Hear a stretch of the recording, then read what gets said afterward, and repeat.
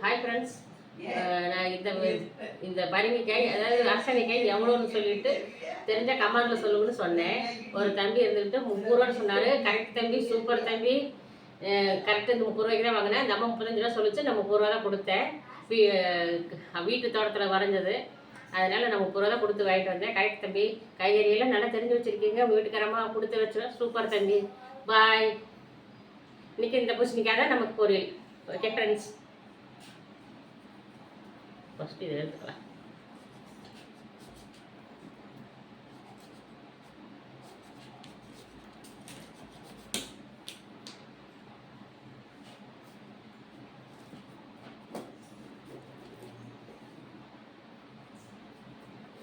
நல்லா இருக்கா?